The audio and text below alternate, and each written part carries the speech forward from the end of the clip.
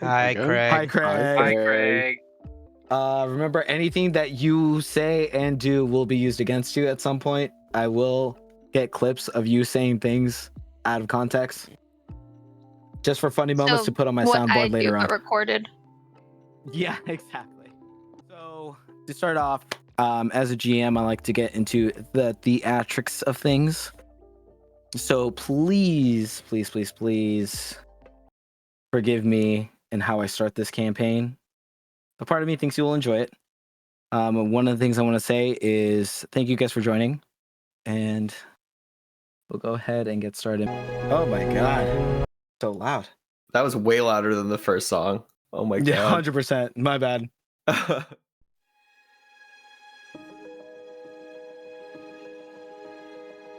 The Four Pillars, a group of countries bound together by blood and paper, each with its own core values that all together lead up to their main principle, foundation.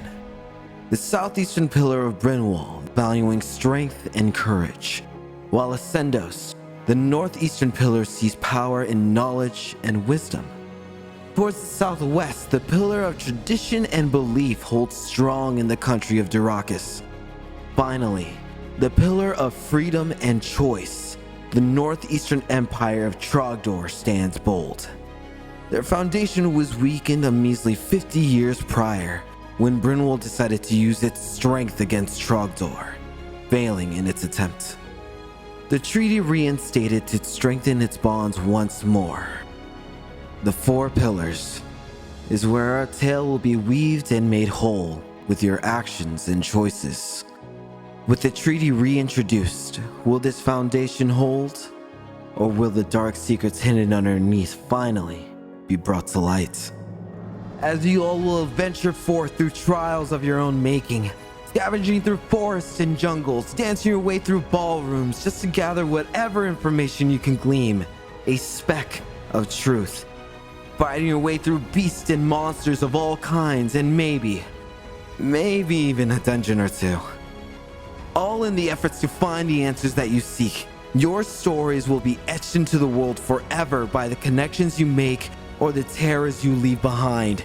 Your marks will be made. But first, let's draw back a moment to where our story truly begins. In the lands of Trogdor, in a port town named Asmore. It's morning in this bustling town. We hear the muffled murmurs of the people chattering behind the closed windows of this cozy room that we're in. With cemented walls painted in beige white, the scent of pastries float in the air, and a small piece of flora is placed in the corner just to add a little more color to the room. We see two people here, resting their heads after a long travel away from home. Ethan and Brendan. I'd like for one of you to please describe your character as you begin to wake in this comfy little spot that you were placed in. You've been here for 3 days. Not it. Damn, you're gonna do me like that? Alright, I see you. Aramis would be... He'd probably have himself propped up. This just about 6 foot, maybe 6'1", look kind of has the same skin tone similar to like a dark elf. Wears this kind of mask that clearly shows he's not... Clearly doesn't want his face to be seen. And looks pretty eldritch. Maybe even uncanny to those who gaze upon him. These lights, these dark orange lights that kind of shine out from the slits of where his eyes would be. He is wearing this regal, yet looks like something fit for those more that wish to lurk in the shadows. He carries a bow and across his back, as well as 2 daggers attached to each side of his hip. He is a rogue, assassin rogue to be specific. And his name is Aramis. Aramis, you begin to stir awake. You breathe in, you breathe out, and again, the scent of pastries fill the air. As you were placed here for about 3 days by Rovan. No answers have been given, just telling you to be patient. And you look over to your side, and you see your little stout traveling companion, just barely waking up. Brendan, would you please describe your character? All right, you would see a halfling that's like double bundled under some blankets. But strangely enough, he like kicked all the blankets all the way down. And so he's just kind of like plopped there, and you just see like drool protruding from his chin. But yeah, you see a halfling, honestly quite a young one, and probably in some like nobles or in some nice clothing, let's say, even when he's sleeping. His hair is probably very unruly right now because of the long journey it took to get here. And he just has some heavy eye bags and some huge stomach gurgles as he's stirring awake. And yeah, my dude's a cavalier fighter, and his name's Erner Hogwater. Erner, you begin to wake up as well. And as you do, you rub the sleep from your eyes, and you make eye contact with Aramis, sleeping right beside you. Someone slept well. I could sleep some more, honestly. I didn't know the ship ride was going to be that long. I thought it was going to be like a few days or something. You have a lot of drool Oh, running down the front of your shirt. wipe it up. Thanks. Hey, at least I didn't drool on my scarf. And he's going to go and grab his long red scarf that Auntie Nedley knitted for him and just wrap it around himself. And then he's just gonna give his like hair some shakes and be like, I am so hungry. Do you think they have like some kind of like chicken or something downstairs that's been roasting for hopefully hours? Possibly. Shall we go check then? Yeah, let's go take a look. And Erner's gonna charge down. You go ahead and open the doors, and you start running down the stairs. You guys are in a small inn known as the Happy Flower. You guys have been here for a couple of days, and as you go downstairs, you see sitting there at one of the tables with a small cup of coffee in his hands, an elfin man with bright white hair, kind of short and shaggy, light skin with a bright red eye, the other being covered by an eye patch, wearing a royal blue vest over a white long-sleeve shirt. He looks towards you. He smiles. Well then, it is nice to see that you're all awake. Do you have a nice rest? Sure beats the ship. That it has. Do you have food at your table? Did you not finish do you have like some scraps or something? Oh, I got food ready for you by all means. Come on, sit down, sit down. We're still waiting. My apologies. I'm just gonna try and sneak some food. You go to the table, and as you do, you see nothing but sweets, danishes, cakes, whatnot. You look behind the counter, and you just see a stout dwarf woman just in front of the oven, just baking, designing some cakes and stuff like that. You guys are in a small like cafe, essentially. That's also partially an inn. Erna's just gonna quickly say, wow, these are so good. Yes, and I even got your favorites here. And he slides over. What would Erner's favorite pastry be? Probably like a nice like cinnamon roll. Nice hot warm cinnamon roll. Placed right in front of you. The scent's hitting your nose. Erna's just gonna start crying a little bit. And then he's gonna like sink down his scarf so he doesn't get it dirty, and then just like starts scarfing down, burning his tongue and the roof of his mouth, just like trying to inhale this cinnamon roll. Now, Erna, it's recommend you drink a little bit of water first before. Oh, it's okay. I've done this so many times before. Yes, every single day since we've been here. That is correct. And he looks towards Aramis, and he slides over just a small little cup of black coffee. Straight espresso, bud. Straight espresso. For you? Thanks. Of course. Now, I believe they're drawing near. They said they were going to be here in about 3 days or so. Should be here soon, and then all your questions will be answered. And he looks towards Erner. Oh, by the way, your friend is outside as well. He's taken care of, I promise. Oh, great. Perfect. Now, with that being said, I do want to thank you both for taking me at my offer without even knowing me. I really do appreciate it. But then again, I guess you both really didn't have a choice now, did you? Not really. I mean, I'm really wondering. I'm really hoping to find my aunt and bring her back home. And I promise we'll put you in the right direction. Perfect. And he's just gonna keep munching. Oh, Arna, please calm down. We got to save some for the other people who will be with you, and my sister. Oh, it'll be okay. I'm just a little halfling, so I won't eat that much. I don't know about that. The bill the other day was quite extensive. Oh yeah, well, I was like extra hungry the other day, but I'll calm it down for now. He's gonna put the second cinnamon roll back down. He kind of gets up and stretches. Well, I believe we have some time to kill. Do you want to go for a quick run to? And he kind of just like taps on your stomach with your metal plate armor on. He's just like, would you like to go on a little jog? Work that out a little. I think for the sake of the food on the table, it'd be in the best interest for me to leave and not continue to eat this if you want to save some for your sister and those people that are joining us. What did you have in mind? He kind of looks at you, looks at Aramis. Before I answer, would you like to join? Get to see the town a little bit more. Stretch your legs. I suppose why not? A simple 10-mile jog would be fine. What do you think, Arner? Wait, we're jogging? Yes, we gotta go see the town. Too late, though. You already committed, so let's go. And then he pushes you out the door. Oh, I don't like today.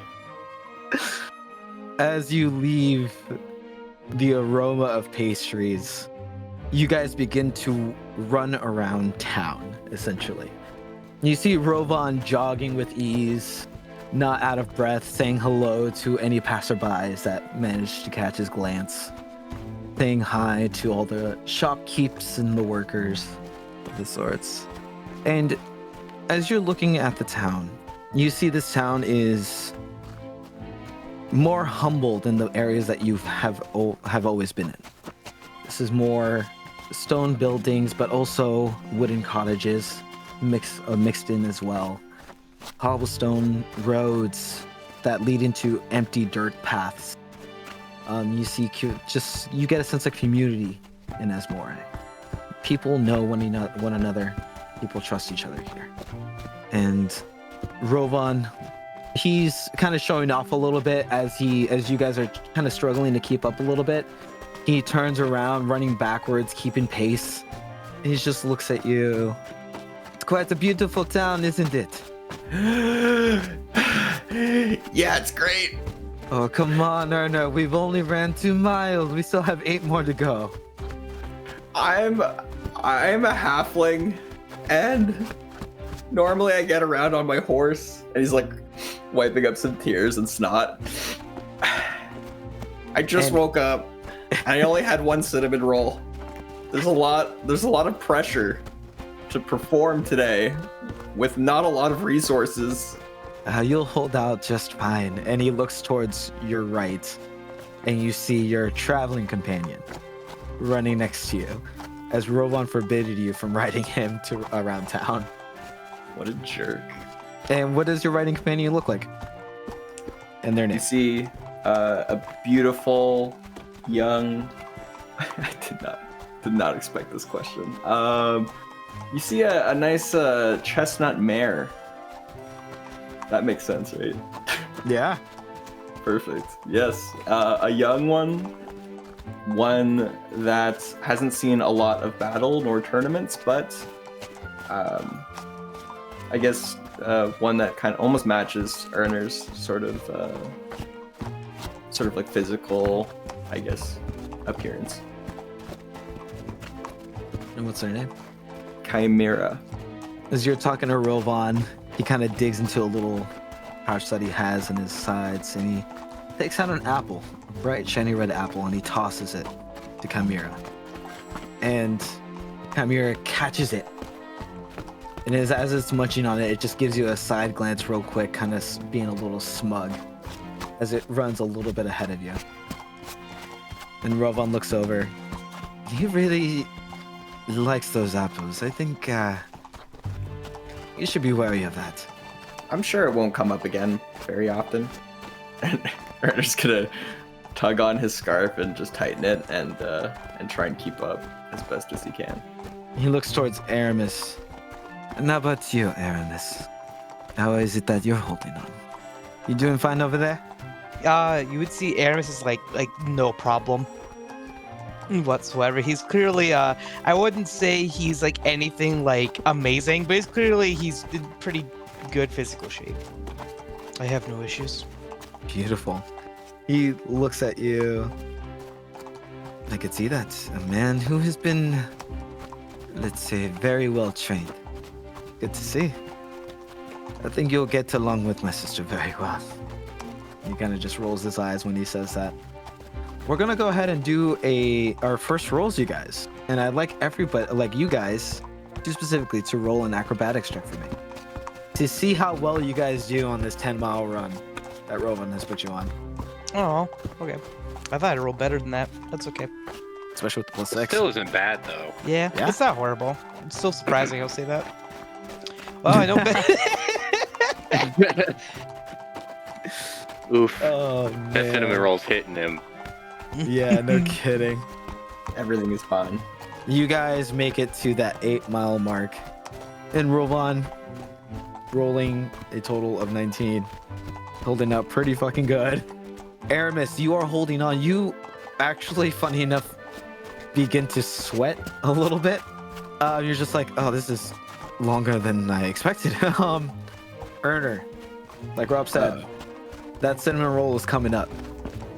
Oh no. You feel it burbling in your stomach until it eventually gets to your chest, and then you feel it in your throat.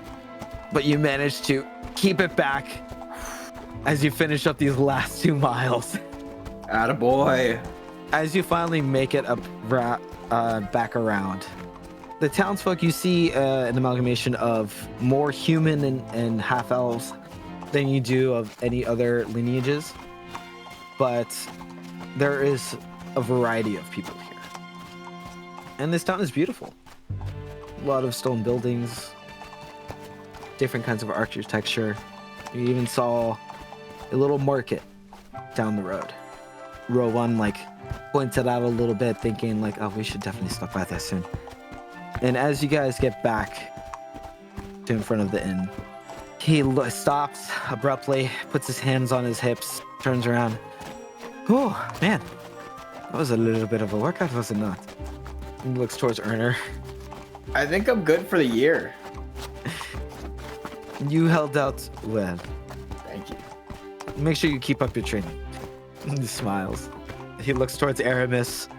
I saw you breaking the sweat there. But you kept your composure, so nicely done. Yeah, I think his you get to see with his, obviously you can't see with his eyes, but the way his head's kind of tilted, he's just kind of looking at Erner. This man's is just may as well just be sweating out the fucking oh god, what's it? The icing for the cinnamon roll at that point. For sure, for sure. I feel like I'm getting picked on today. I was say it's there's clearly a bit the way his head's tilted, he kind of cares. In his own way. Yeah, Thanks for the care. you're welcome, buddy. Rovan slaps a hand on each of your guys' backs. He's like, okay, now that we've worked that out. He kind of looks up, and you see him kind of looking towards the direction of the sun. And he looks back down. They should be arriving any minute now. I think we killed a decent amount of time. But before they do, slaps you on the back. Well, we get you another one of those cinnamon rolls, Erner. And maybe some food later on. Oh, that sounds fantastic. And he pushes you guys inside the happy flower. And as the door closes, we go ahead and move over to a different scene. That of the shipping docks in Asmore. You hear people yelling and screaming at each other, directing people to move boxes towards one of the ships. Another one directing, telling them that, like, what the fuck are you even doing here? You're supposed to be over there. People just yelling and screaming at each other. And stepping out of one of the ships, we see two figures. One that full of life, maybe towards the end of it. Joking, by the way. And the other one on life. Rob and Andrew. Who's gonna go? No, who's gonna be nose goes and not go first? All right, Rochambeau. Oh, but I have to trust you. Rollies. Roll a d20. Yeah. Yeah. Oh, come on. Oh, yeah. 9. There you go. You win. 9. You go first. Hey.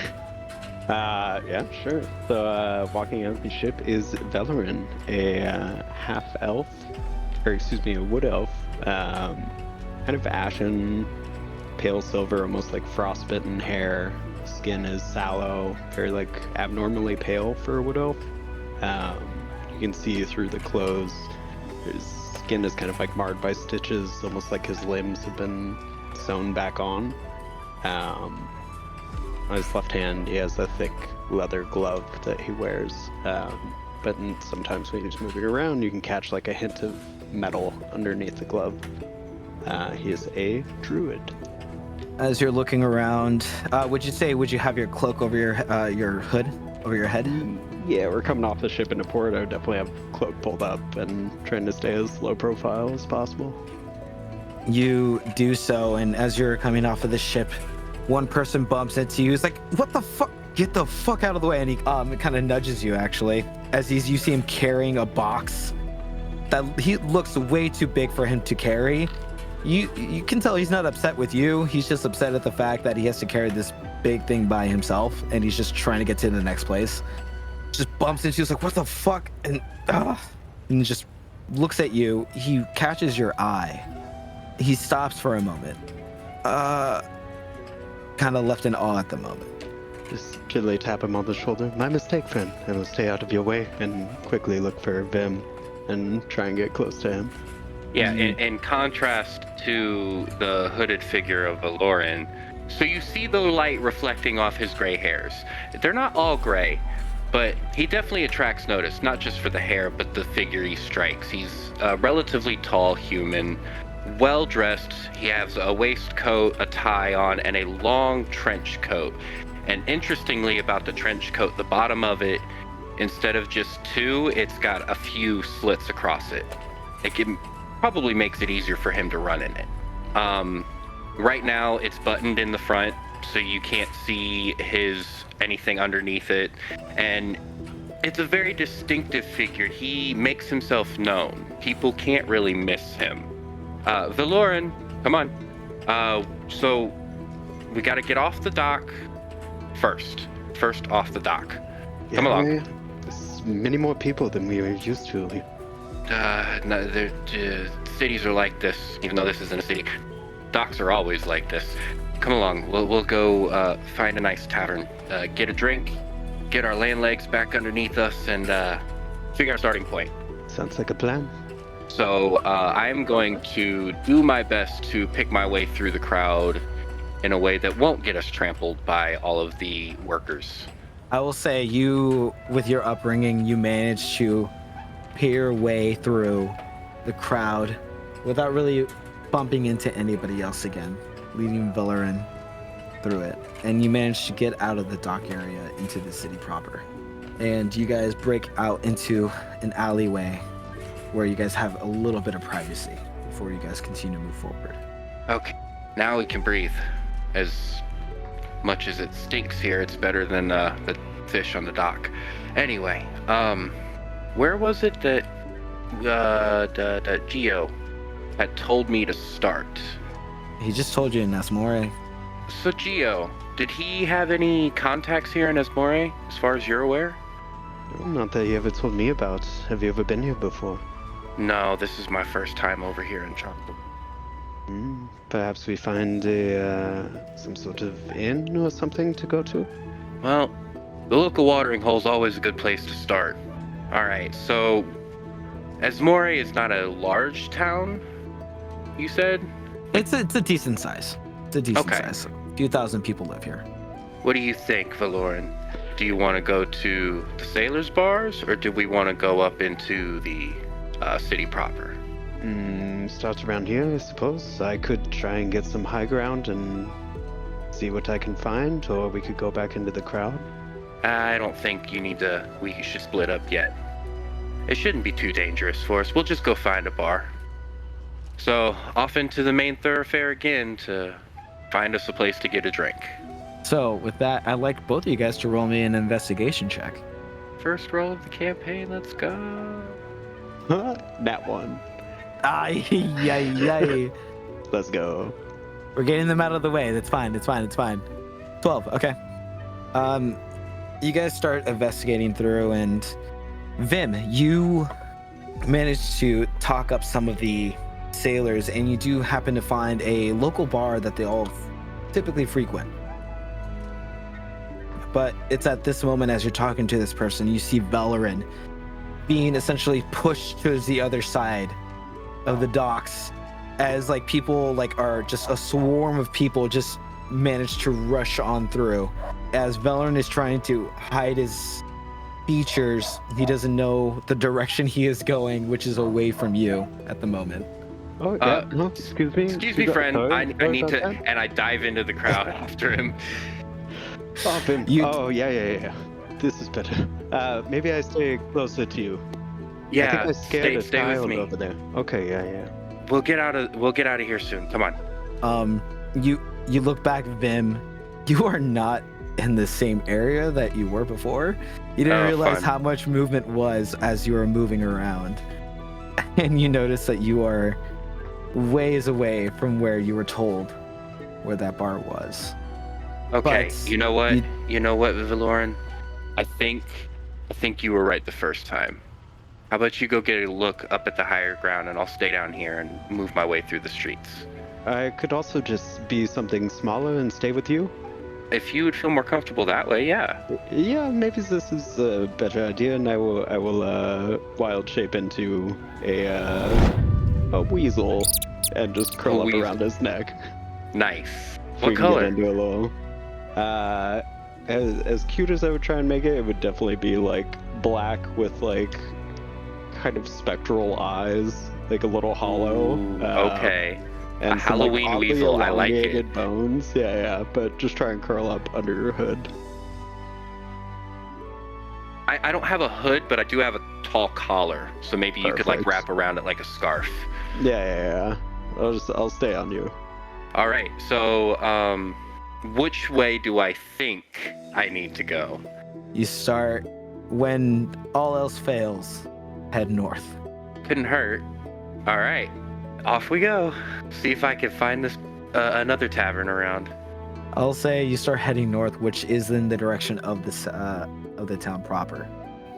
And as you're passing through, you know the crowds are more dispersed here. This time you see people just going about their days of just doing errands, to a point where you start to see beggars around asking for coin. You see people pull off to the sides of the road as a carriage is being driven through the town. In this carriage, you see people. You see about 4 people in a cage. One of them is just like, I didn't do it. He's just like, shut the fuck up. You did. There was proof. You were right there. How could you not? And like, you just see these people inside the cage talking amongst each other. And one of them is strictly or very visibly having like a panic attack of being inside this cage. Like, I didn't do it. I swear I didn't do it. Please, you gotta. And he's yelling towards the town, begging. He's just like, please, you gotta believe me. It wasn't me. And this is oddly familiar for you. Yeah. Are they in uniform? The ones driving the cart and they're Yeah. walking right next to it, yes, they are in uniforms. They're in a white and blue attire. Some of them are wearing some breastplates or metal pieces of armor, like pauldrons and everything, but some of them are just cloaked in just the same whites and blues. Any knots? Any symbols of rank on any of them? You see one of them actually has about two pendants on his chest plate, stuff, which is more than the others. I will walk up and, excuse me, Captain. He looks towards the rest of the troop and just puts his hand up. Halt! What is it, sir? Not trying to disturb your business. Obviously, you're a busy man and your troop is doing good work, but this one's obvious. What did they do? Why are they so panicked? He looks towards the back and he just looks at the 4 people that are in the carriage, and he says, some of them are just petty thieves. Some of them have hurt other people.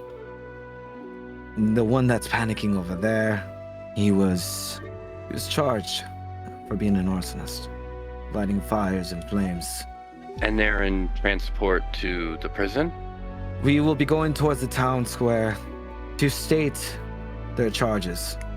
So later on, they will be put to death or other. Understood. Could I have a word with him before he goes? He doesn't have to get out. He's been convicted. He looks stern and displeased, but give me a persuasion check. Okay. I'm assuming I cannot assist him as a God, I can't tiny, roll. scary weasel. No, not at all. 7. He looks at you. No, we have places to be, and you are disturbing us. More question. They start to slowly move. Nearest pub, I need a drink. As they're just continuing walking, he just points in a direction towards the northwest, and he says to go to the tavern called the Broad Chicken. The Broad Chicken. I love it. Hell yeah. Which is relatively close to where they're heading. So, All right. Thank you for your good work, and off I go. you go ahead or make your way to the Broad Chicken, which is honestly such a beat down tavern. Hole in the Tables are wall, just I being love it. very bolted together. You could see the chairs have been repaired plenty of times. The leather on the seats have been worn and stained and just things you don't want to know about. And working behind the counter, you just see a owlin, short little owlin with white feathers, very broad chest. If you go behind, or if you go to the counter and you look behind, you see the floor behind the counter is lifted up to like a crazy height for him to walk around calmly, where people could still see him. As this guy is probably about 3 feet tall. I love it. I whisper down to Lauren, do you want to change now and get a drink, or you want to just hang out? Yeah, I'll just skitter down and kind of head outside and try and find an alley on Wild Shape and walk back in. Honestly, easy to do so around this area. This area is not that great. Cool. It's towards the town center, but it's still a little bit out of the ways where it's like not the main place to go to get drinks. You get the idea that the town guard sent you to this area because like you seem like such a unlearned person of this area, doesn't want to deal with you, send you to the shittiest place. Fair. That was exactly what I was hoping for. Yes.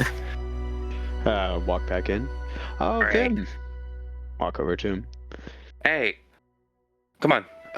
Let's go wet our whistle with something that isn't infested with salt water. That sounds good. Barkeep? Nice change. You call for the barkeep. He goes like "Bark," and then we're gonna go ahead and fade from that scene to another, that of a carriage, like completely covered in dark cloth.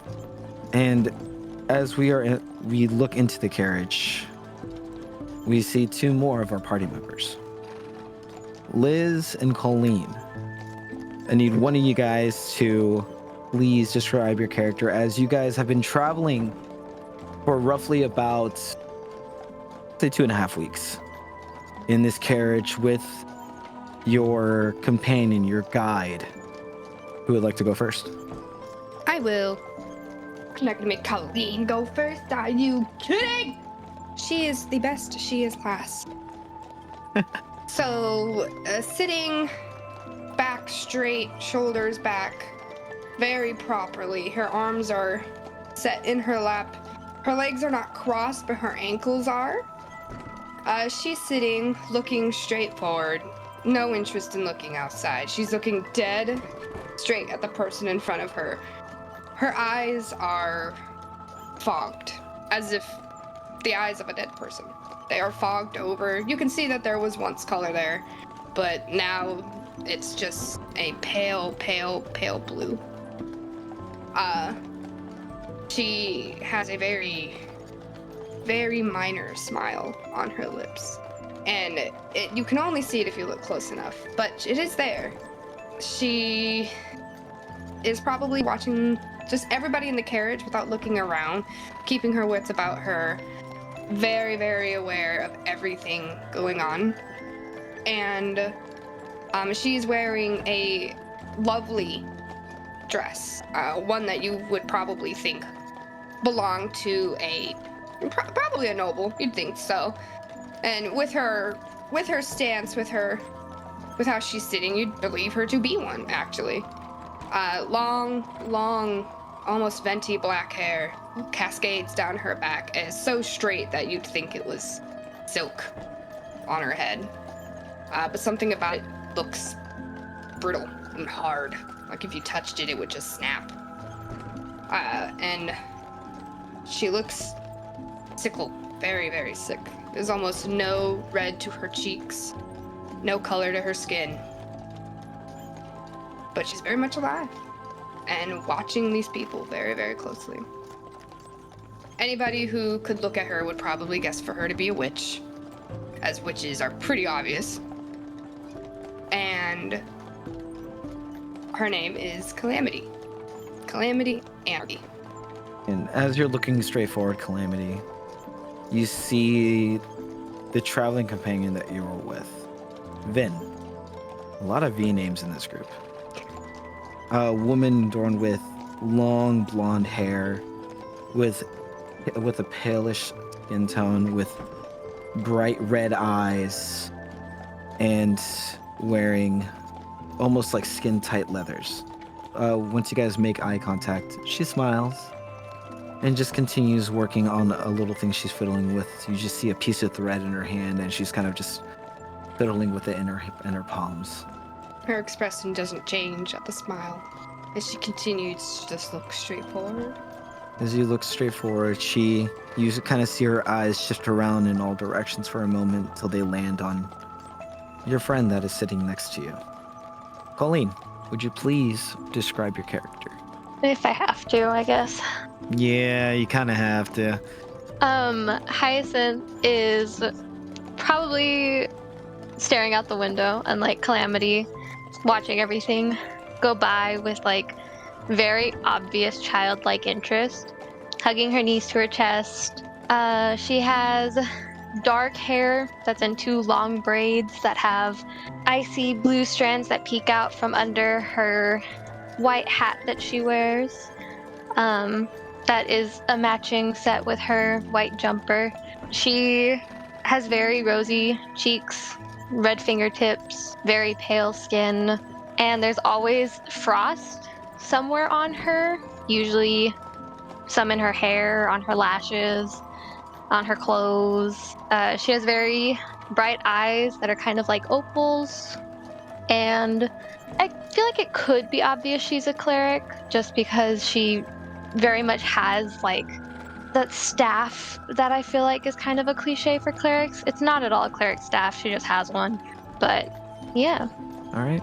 You manage to catch the glance of Vin as she looks in your direction, and she smiles at you. Hyacinth very much tries to avoid her gaze at all costs, like breaking her neck to look the other direction.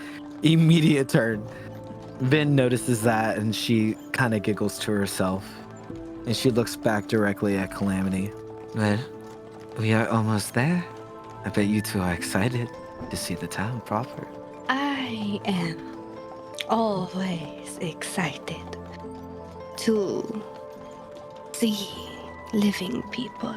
Oh, well, if that isn't ominous at all. But I like it. She kind of stops fiddling with the thread. And it's at this moment you start to hear the chatter of people starting to surround you. The wheels hitting cobblestone as it starts to get bumpy a little bit. Vin takes a deep breath. We will be there soon. We'll be meeting your companions if they decided to work together. But knowing my brother, it's probably more than likely that he scared them off. Then I am very excited to meet them. She smiles. And what about you, Hyacinth? Are you excited to meet some new friends? Sure. Sorry, dogs are going insane right now. You guys start to hear dogs barking down the alleyways as this is happening. Vin smiles and giggles a little bit more. In any case, do you both like pastries? By chance. Hyacinth's eyes very obviously get bigger. Calamity, her smile inches just a little bit bigger, and she nods. She looks towards Hyacinth as this happens. Well, the place we're going to has the best pastries in town. I can assure you that, and you could get as much as you want. But we don't really have much money. Oh, you're correct. Well, then let's change that. And you just see her put out her palms up, gesturing you both to do the same. Calamity will slowly outreach an arm, and her fingers, which are kind of uncannily long, like uncurl. Does Hyacinth do the same? Or does she keep her hands closed? She probably waits a second watching Calamity, and then when she sees Calamity's pretty okay with this, she'll hold out her hand. And quickly, she moves her hand slowly towards your hands. And then she flicks them for just a moment, and you just see a gleam of bright light for a second before you see a coin drop into your palms. You both have been given an electrum piece. Oh, I do like a provider. And Calamity's gonna give her a sweet smile as her fingers curl back over and she brings her palm back to her lap. She kind of puts her arms behind her back a little bit, kind of stretching. I do nothing but provide, my dear. She says that and she looks towards Hyacinth. Don't worry, spend that however you please. I mean, if you're sure. I'm positive. We're going to be working together, are we not? What's mine is yours, is what they say. Unless I really like it, then it's all mine. Got it? I think so. Liz is dying. I know. Anyways, this conversation goes on for a little bit till eventually you guys stop. As you do, you are gestured to walk outside or to get out of the cart. And there you see the inn, the bakery that they were talking about before. And Vin just steps out. She looks at you both. Let us go meet my brother. You ready? Of course. You guys walk in, open the doors. The smell of fresh pastries hitting your nostrils. Erner and Aramis, you guys hear the doors open, and you look over, and you see 3 figures walk through the door. And before you guys could have any thoughts, you see Rovan stand up. Just this, Oh, my dear sister. It's so nice to see you again. It took you fucking long enough. How I miss you. and Vin smiles. Oh, Rovan. You lying sack of shit. Sit your ass back down. We have to talk. And you just see that brotherly and sisterly chemistry start to connect. They're both kind of just shooting small jabs at each other till eventually you are gathered together And Rovan walks up to Calamity and Hyacinth. Well, you two must be the lovely ladies that my sister mentioned about. And he puts his one hand behind his back, one hand out, gesturing for your hand, Calamity. Calamity, with her hands, with the electrum still in one hand, the other one covering over her stomach, she'll look at him, and then after a moment, she'll reach out the hand that's not holding the electrum, put it on top of his, and do a small curtsy. And she'll say, "Yes, it is nice to meet you." From that bow, he looks up. You are as terrifying as you are beautiful as I've been told. And he looks over towards Hyacinth. And you, my dear, it's nice to finally meet you. Yes, same to you. Now, let me introduce you to people that are going to be part of the conversation, I believe. And Vin kind of chimes in. Did you not convince them? No, of course not. They wanted to talk a little bit first before we did. Doesn't that seem logical? And they just begin bickering to the point where they're arguing with each other, and then you four are left together to just awkwardly stand next to each other or talk. Calamity is going to turn towards Hyacinth, and she'll say, "Reminds me of us when we were younger." I don't think I ever used that harsh language with you. No, never. You never did. If we were having to beep every single curse or slang that they were using, it would just be a constant beep throughout the whole conversation. Anyways, continue. I don't even think I know some of those words. Don't add them to your vocabulary, my dear. Alright then, so that's bad. Although you've said some bad ones before. What can I say? Sometimes people need to be damned.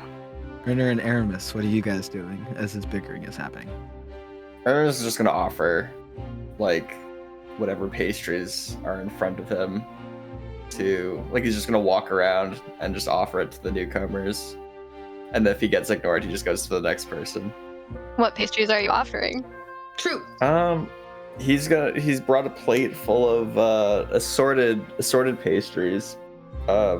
Probably some like tarts or something. Possibly some muffins or cupcakes. He just like lifts it above to you. Calamity's gonna turn towards Hyacinth, but she won't say it, but she'll gesture in a way that's like asking, like, "Do you want one?" Hyacinth very much is looking at all of them and trying to figure out which one to take. Take all of them. One of each. I mean, if you're offering, I wouldn't say no. Well, that guy's paying for it, so. Calamity, do you want one? Oh, my dear, you know I can't eat. They'll ask, it's polite. It is. I would love one. And then she'll take probably a tart, whatever the smallest thing on the plate is. Although the second it touches her fingers, it rots slowly, like an infection. It starts from where her fingertips hit it, and it just molds instantly. Oh. Whoa! What happened? What happened to that tart? Just a little extra flavor. Would you like some? Nah, I think I'm okay.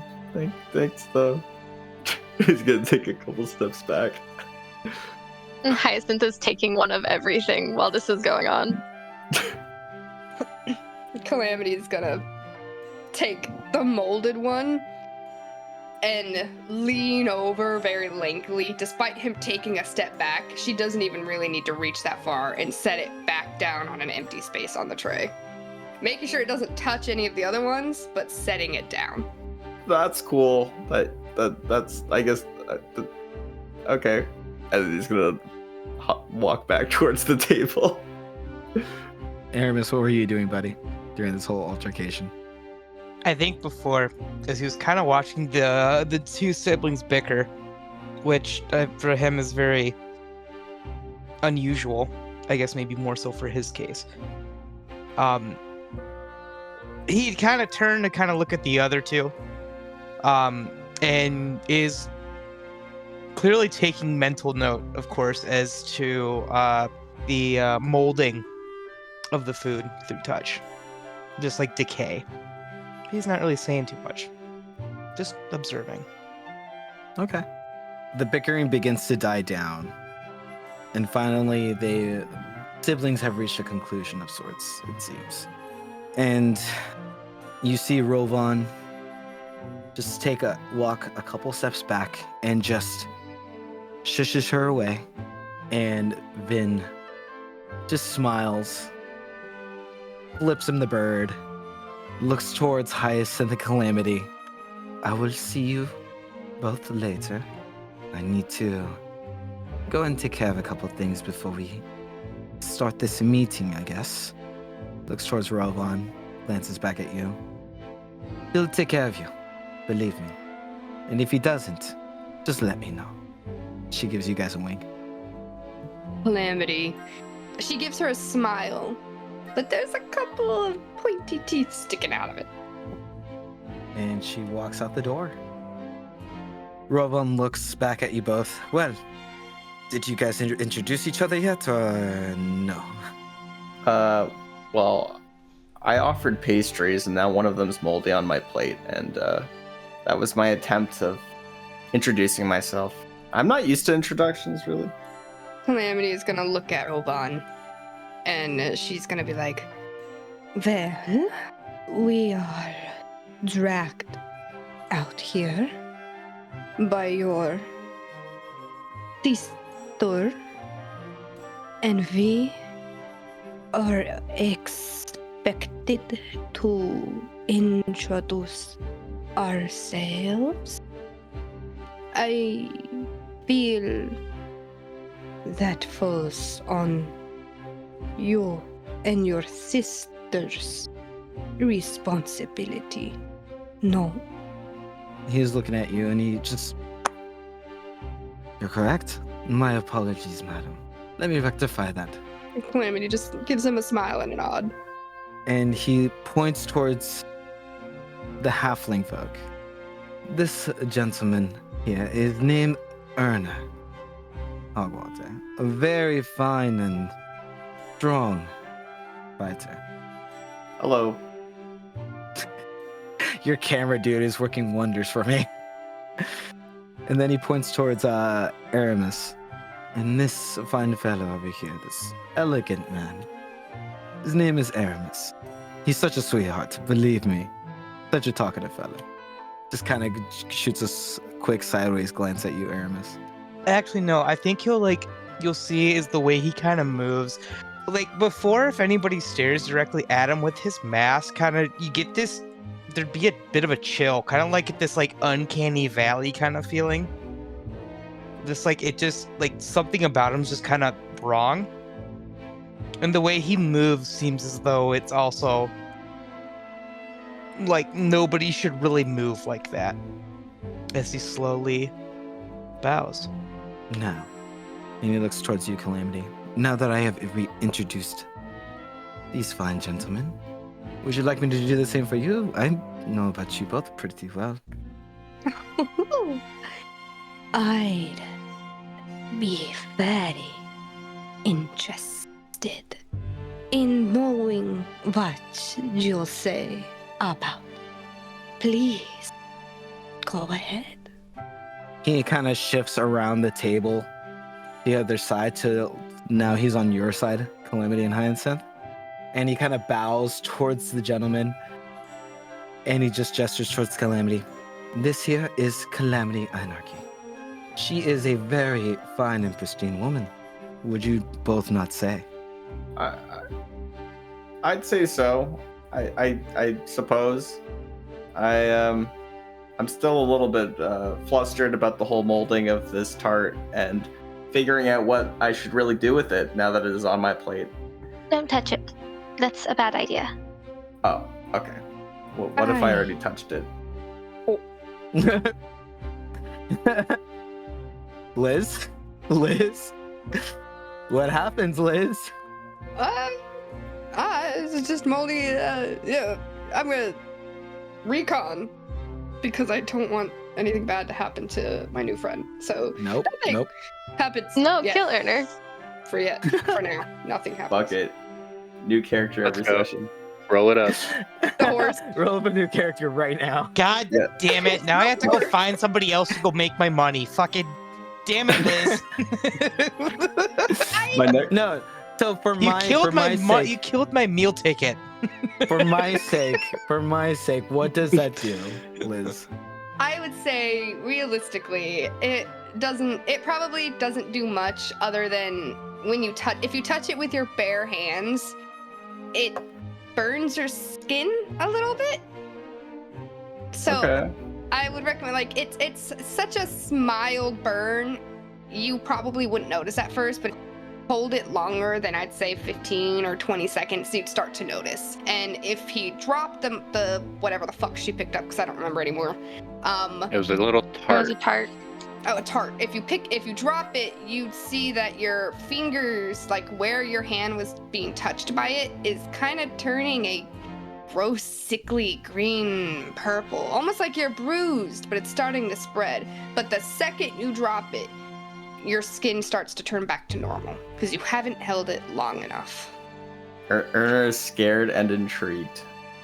Calamity will apologize and she'll say, I will take that if it truly bothers anyone else. Oh, I'm not bothered. I just wasn't expecting that. But I think that's pretty cool. Thank you. She'll give him another toothy smile. Rovon's like, oh, Calamity, nonsense. There is nothing wrong with this. And you see him grab it with his left hand, and he consumes it.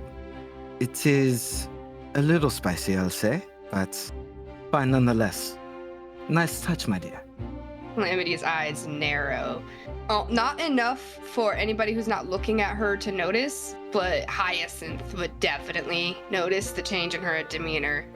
And Calamity would just, if you want any more, simply let me know.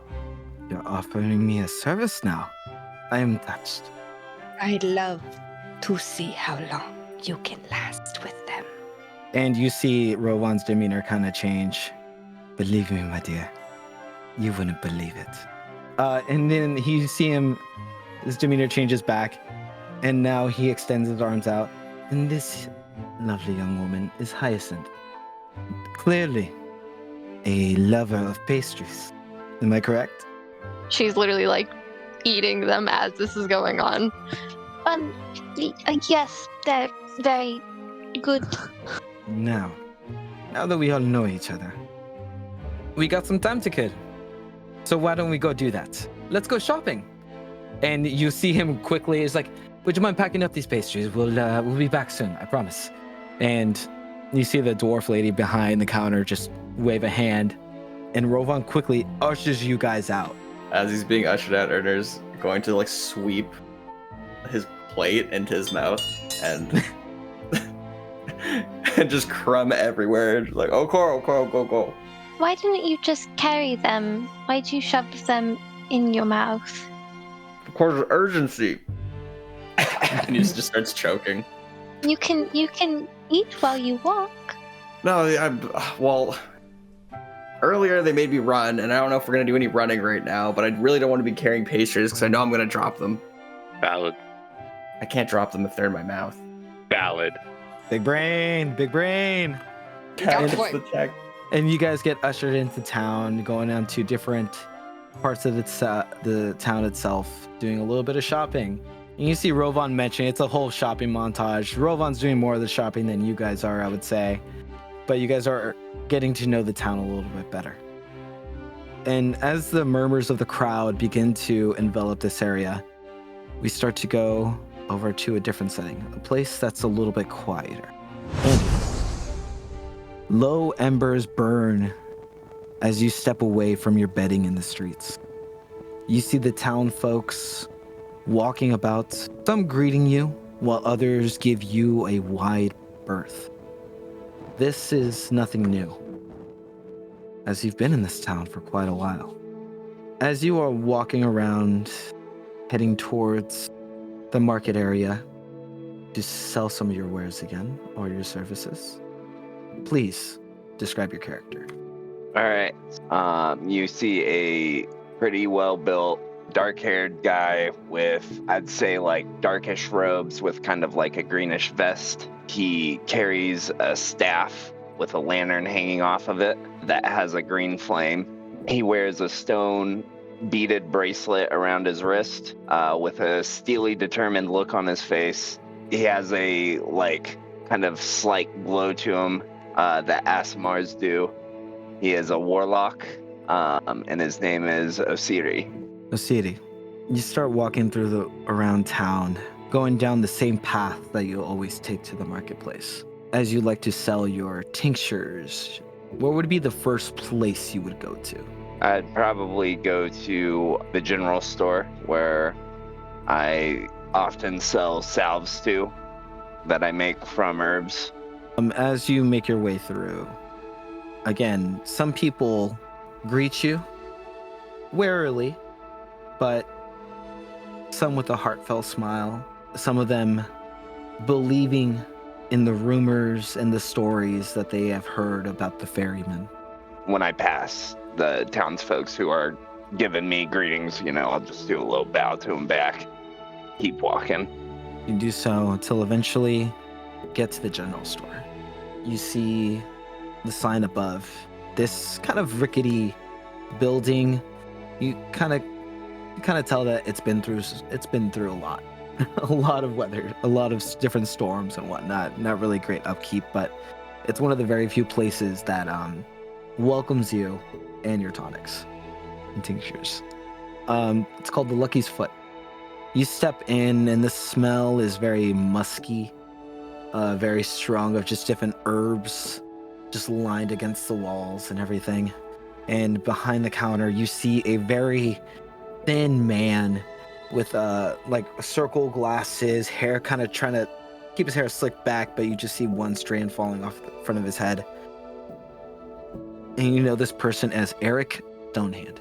Eric, good day. And I start to take a piece of parchment out of my bag. A piece of parchment has a prayer in Celestial in it. And then I hand it to him and I say, "This is for your friend's wife who husband fell in battle. It should bring her peace in the night." He looks up a little flustered and is like, "Oh, Siri, thank you, sorry." And you could tell that he was dotting off, as there's not really any other customers here at the moment. So he decided to take a little bit of a break. He's like, and he looks at the parchment. Thank you, Siri. There definitely needs some words of praise and prayer. I always am glad to perform the duties of my patron Kelv. And you see him kind of just do a bow, and you kind of just see the earth starts to shake. Bottles and everything just begins to rattle all over the place. Oh, he's switching headsets. Ooh. Homie's got a backup. It's going full gamer mode. 100%. He's locking in.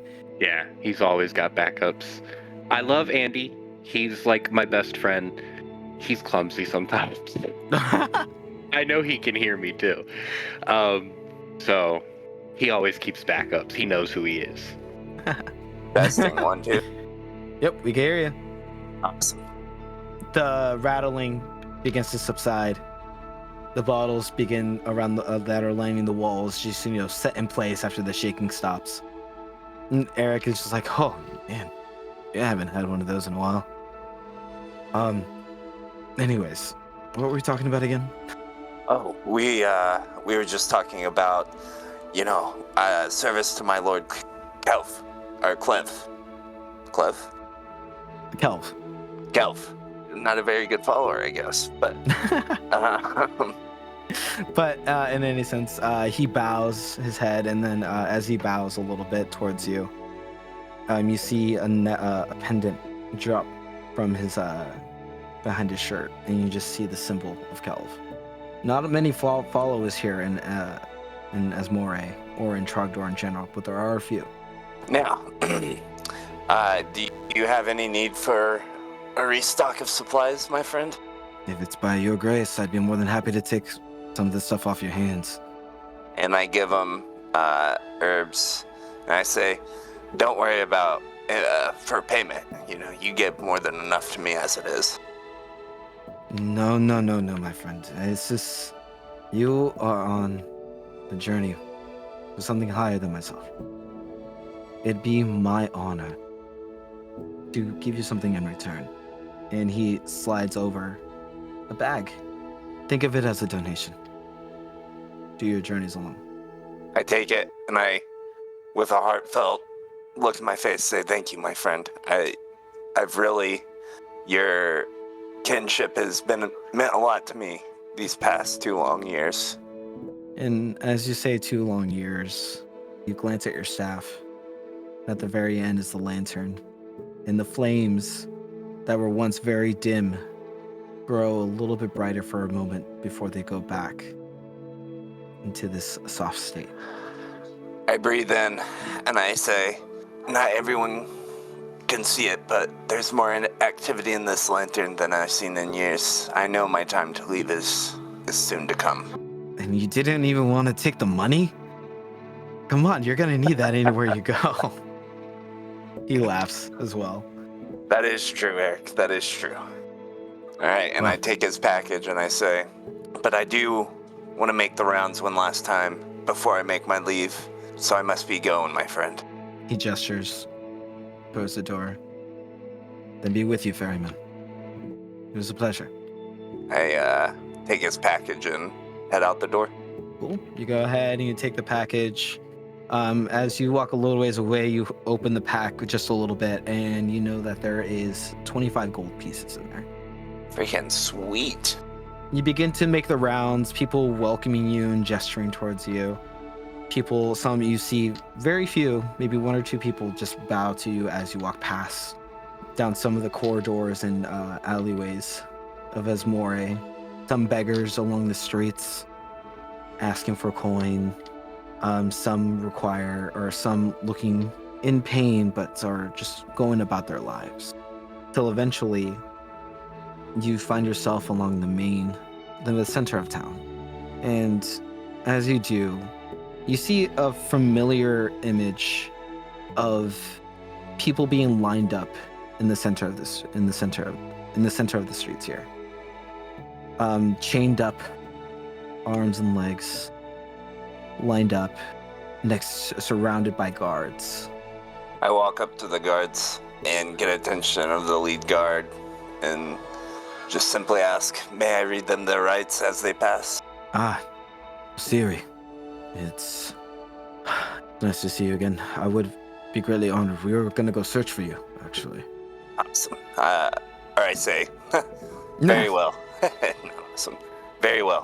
And I go over and assume just kind of a position beside I'm assuming it's like gallows or something. Or a line of gentlemen. No, honestly, it's just on the streets themselves. Okay. Where the guardsmen begin to list their crimes, yelling at the top of their lungs to the townsfolk around. You see some people gathering and just looking at this crowd as their charges are being named. You see some of them are just standing strong, just being like, I don't care, I don't give a fuck about what I did, you know? Fuck you guys. And some of them are just bawling their eyes out, just crying, saying, it wasn't me, I swear it wasn't me. Dropping to his knees at one point. And then the lead guardsman looks towards you. Please, if you wouldn't mind reading the rights. Then I speak softly in first half of the rights is in celestial and the second half is in abyssal. Then once I complete the prayer, I nod to the captain. He nods back to you. Thank you for your services, Osiri. Till next time. I begin to walk away. You begin to walk away. And then this is the moment where our story begins to thread together. As Rovan is taking Hyacinth, Erner, Calamity, and Aramis along. Through the stores, you see Rovan telling you guys to wait just a moment as he has like a couple bags under like being held on his arms as he just goes into another store. The four of you are just like, this fucking guy, as he goes into another store, and you just wait for him outside in this marketplace. You guys hear these prisoners' rights being told to. Vim and Velerin. You guys step outside with ales in hand as you start to see the same people, the same four people who are being carted away, lined up, being read their rights at this final moment before they are led away. And if you guys could do me a favor, what are your guys' passive perceptions? 18. 15. Oh, 22. Yeah, God there's damn. Aramis. There's Aramis. You're welcome. Passive Yeah. perception. Oh my god. Yeah, that's my passive. 11. Holy shit. I was so I proud love to be it. above a 12. 11. I don't even want to say it anymore. No, you can say it. No, please do. I'm alright. I'm good. Please, please. It'll Twin. make him feel better. Twin. That was the whole that was the whole reason. Twin. Twin, I have the eyes, you have the really cool I'm gonna turn people into dust kind of power, okay? Like you have the Yeah, cooler power of the spicy two, mold, alright? I'm just so- saying. Come on. Alright, 16, Icy 16. mo. There you go, there you See, go. look at You that. got See- me, Quinn, you got See, me. it's not that bad. It's not that bad. No, that's doing pretty good. Hyacinth? I You're think muted. Colleen's playing Oh, she left like an hour ago. Farmville. I wish. Hyacinth is 15. 15, okay.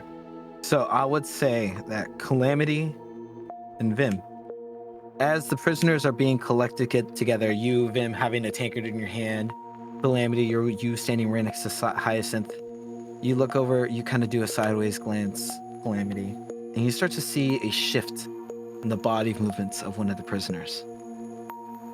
Aramis, you see the same shift in body structure of one of the prisoners. But what you notice more than the others is a single horn protruding out with a red gem sticking at the end of it. And you see him, this form, the skin begins to dissolve into a black ichor. And you hear the screams of, "I didn't do it!" As you see the form begin to change and erupt into this dark ichor humanoid figure, kind of hunched over with with elongated arms. And you see the hand stick through one of the guards and release out. The body falls to the floor, and you see the body of the guard begin to turn into the same black ichor, beginning to disperse into four little spherical blobs of ichor that legs begin to protrude out of, and the same singular horn begins to stick out. It turns around towards the crowd and begins to lunge. And that's where we're gonna go take a break before we continue with anything else. Damn, I was gonna say So, everybody back. We're all good. So, for Vim and Velerin, the tavern that you guys were a part of was actually right here on this side where I'm pinging right now. Oh, like right there. Yeah. Calamity, Hyacinth, Aramis, and Erner, you guys would be on this side of the market area. And hold on, which was the one that guy that was changing? Because he'd have to obviously be. Oh god. The guy that was changing, I would say, is actually. Sorry, I got them switched up. Boop, boop, boop. That guy. This Okay. guy. And go ahead and roll initiative. Now, as all this begins to happen, you start to see the little spheres of dark ichor begin to run and spread out throughout the town. Oh no, someone's casting some AoE. Nah, don't worry about that. Pay no attention to the man behind the curtain, please. How do I hide this? There we go. Nope, I can still see it. God damn it. I can't anymore, but he can. Oh, there we go. There you go. You begin to see these little creatures, these little spherical things of dark ichor begin to pop out of the body that was just impaled and begin to run towards the townsfolk. And you see one of them goes in, you see them embed themselves into the chest of one of the dwarves that was just a simple bystander. And it just goes, you see it like burst, as well as two more of these things burst from the man. This guy's dead too. But top of the round, it's going to be Erner. What would you like to do? Erner's on Chimera right now, so he's going to charge and try and. So sorry, the dwarf, and I don't know how to ping. I for some reason turned 60 and I don't know how to use technology. Okay, great. You just click and hold. Click. Oh. Left click and hold. This person is not yet harmed, right? No, not yet. No. Okay, perfect. So my turn will consist of Erna trying to throw her on the back of Chimera and try and ride away. Oh, okay, interesting. So you're trying to move them along. So this lady is frozen in fear and is terrified, but you managed to grab her and pull her onto your steed and stuff. He's just going to try and he's going to understand that she's in fear and just be like, "Don't worry, there's pastry still," and charge away. So I'll probably take an opportunity attack, I guess, from this one. No, from the small one, no. You were still a decent amount away, and since it was forced movement, there was no attacks of opportunity on this woman as you leave melee range. Right. Oh, okay. So my riding horse has 60 feet of movement, so I'm just gonna ride to basically back here, because I'm assuming this is like some sort of gate where she could just leave. Yes. So I'll do that. That's my turn. Okay. Next, it's gonna be Calamity. She's gonna just kind of a little laugh under her breath, looking at the big guy, and then with a click of her tongue, she's going to cast Krail's maggot. Okay, so go ahead and make an attack roll. Where did it go? There it is. Oh no, only a 10. I'm so angry. So, as you're casting Krill's maggot, how does it look like as you cast this spell? When she goes like this, she runs a gloved finger across her lip because she has put her gloves on at this point. And then anybody looking at her would see something moving underneath her glove and then moving down from her arm up from underneath. And then probably about a 3-inch long centipede comes out, and then it runs back up to her finger into her mouth. And then she clicks her tongue, and that's it. Disgusting. Yeah. And as you attempt to cast this spell on this creature, this demon creature, you see it begin to just move its head, shaking left and right. It just looks at you. It just growls in your direction and just breaks the chains that were surrounding his wrist. Is there anything else you want to do? Can my centipede come back safely? Yeah. Okay. The 10 didn't hit, so I want my baby back. No. Okay. He comes crawling back for you. Okay. Then... nope, that'll be it for her turn. All right. At the end of your turn, it is the creature's turn. As it breaks the chains off of its wrists, you see it begin to move towards, decides to claw the guard right next to him as well. And that hits.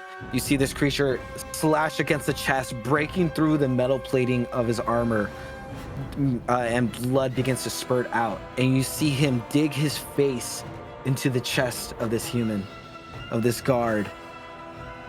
And the horn protrudes inside the chest first. And you just start to see the eyes of this human glow a bright red, till eventually the guy itself begins to grow a horn at the top of his head. And you see a red glow. as the skin begins to deteriorate off and another creature of the same make appears before you. And as this happens, this one just moves its way towards the crowd. And this one moves towards 5, 10, 15, 20, 20. Its way towards this way over here. Only taking their movements right now at the moment. Does that that's guard not get to attack it through an attack of opportunity? Oh, thank you for reminding me. Thank you. It does. It's a good call because I was in nat 20. Oh, Yeah. You see this guard like immediately frozen of what's happening at the moment, but quickly collects themselves, takes out their blade, and slashes into this creature as it moves away. And it takes 15 points of damage. Oh, fuck. Nice. That's going to be the end of their turns. All right, so Aramis, it's your turn. Cool. How high up are these buildings here? They're about maybe 20 feet tall from Cool. just the edge of the roof. Move up to about here. With swiftness, we'll take out his longbow, immediately pulling out an arrow. Take aim. 19. 19 definitely hits. Let's loose. 5 damage. 5 damage. Nice. Oh, I don't know. I don't have advantage. Okay. Yeah. I think that's all I can do right now. Yep, that's it. Okay, So no that's it. bonuses? I have nothing else I can do. Yeah. Okay. Now it's going to go ahead and begin with the little creatures. It's turn. They begin to move up different people. So for the people that matter in this combat, which is Calamity and Hyacinth, these two little things are going to be attacking you. The people who matter. I mean, True. He's not wrong. Calamity, I'm assuming 11 doesn't hit you, right? No. And for Hyacinth, does a 14 hit you? No. 14 doesn't hit you? Oh, My man. AC is 15. Damn. Nice. It's that this moment where these little dark spheres of dark ichor begin to lunge at you. And as one begins to try to clamp on towards Calamity, you quickly kind of just dance away as Luffy just blocks this thing. And Hyacinth, you kind of just duck and dodge out of the way as this thing just lunges its way towards you. Jumping past you, but quickly circling back around. This guy, honestly, these people are not doing too well, but they're holding off as much as they can at the moment. Velerin, it's now your turn. Look at Vim. Is this something you think we should get involved in? yes, absolutely. Okay. Now we'll look over towards. You can see where this box is, right, Chris? Yeah. This would hit those 3, right? Yeah, I would say those 3. I'll allow it. Yeah, we get them without getting Calamity and Hyacinth. And I'll Okay. cast Entangle. Entangle. All right. What kind of save do they need to make? 13 strength, I think. Their strength is athletics, yeah. an athletics. Yep. Well, definitely no proficiency in that, and it's a -2, so this is great. Oh yeah. They rolled a 4, so they got There a we 2. go. Nice. Nice. So yeah, they are restrained. So they are restrained. They are not moving. You see, what does it look like as your entangle takes form? It's like black thorny vines start to sprout up through like the sewer grate and the cracks in the ground. Long protruding spikes on them, and they kind of wrap around the creatures and just pin them to the sidewalk. And that area will be difficult terrain. Yeah. Gotcha. I love the positioning of the box. Mm-hmm. Definitely makes a choke point for sure, if anything. Mhm. All right. Anything else, Valoran? Nope. That's it. All right. Hyacinth, it is now your turn. Alright. I am going to cast guidance on Calamity. Okay, so D4. Okay. And I'm pretty sure I can move, or, I mean, if they get an attack opportunity, I don't care. But I'm just gonna move behind Calamity. You move just fine. All right. Anything else? No, that's it. All right. Vim, it is now your turn. Okay, so we've got ugly number 1 and ugly number 2, correct? Yes, sir. All right. So the first thing he'll do is he'll back out this way a little bit and get away from everybody. And then I'll holler out, Hey, over here. You leave them alone. And I will go ahead and pull out what you guys would recognize as a revolver, but your characters have never seen anything like this. And let one shot off. 22 to hit. Damn, yeah. And 8 damage. 8 damage. And then for my bonus action, I will cast Compelled Duel. So it's a DC 13, I believe, Wisdom save. Okay, not bad. There might be hope. 13 on the die with a +1. So 14. All right, he saves. You, so as you fire, a loud echoing noise just shatters through the alleyways here and through this marketplace, kind of going above of all the screaming. Valoran, you standing right next to this, your eyes begin to flicker for a second, but you quickly collect yourself. And as you fire on this creature, you just see the same impact happen in this creature that you saw back in your hometown, where the shot completely destroys a portion of this body and it quickly begins to form back together again. And then I'm just gonna yell, "Everybody get out of here!" And that's my turn. Okay. Sounds good. Osiri, you are up. Erner, you're up next. All right. Afterward. Probably move about there. And then I'm going to cast Toll the Dead on this one. Okay, sounds good. Must succeed on a wisdom saving throw, yes. Okay, so it rolled a 13 total. My DC is 13. So it meets it, beats it. Shit. How does this sound though? Like, or how does this look like as you cast this spell? So I just raise up my lantern. It starts to flare a bit, and then I raise my other hand up, and it just like kind of looks like almost like a force shoots out from my hand. It's not like Eldritch Blast kind of force, just kind of like a gust of wind. And it obviously fizzles out on the creature. Yeah, you begin to see the flame ignite just a little bit brighter, and just the color of it begins to go down the staff through your body and your arms and directed toward this creature, but it doesn't make purchase. Is there anything else you want to do for your turn? I don't think so. No, that'll be my turn. All right, so top of the round, it's the civilian's turn before Erner hits. You start to see the prisoners that were once held, take the time and the opportunity to run away. This one cannot move. He is also entangled since he failed the save. Not bad. Oof, that's rough, buddy. I was worried about Pointy Hat Guy too. Yeah, he might be stuck. Yeah, he's not going to be doing great. This one actually begins to charge towards the creature as well. I would say makes a swing, because these guards aren't just here for nothing, and fails miserably. You see them swipe the blade, but the creature just bounces away off of it, directing its attention towards it. That one just shoulder checks the guard, and this one just also tries to hit the creature. And fails miserably again. Wow, I'm rolling bad. I need to use a different d20. Anyways. I'm going to go ahead and move people around, but Erner, by all means, please go ahead and start your turn. I'm gonna try and go on a rescue mission here. Are all of the civilians like going to be moved, or is there anybody that is kind of in a bad place that can't really get out of it? Like, can Erner see that? You start to see bodies begin to drop. And the ones that are particularly in a bad position that you could possibly try to help out is this one here and this guy as well.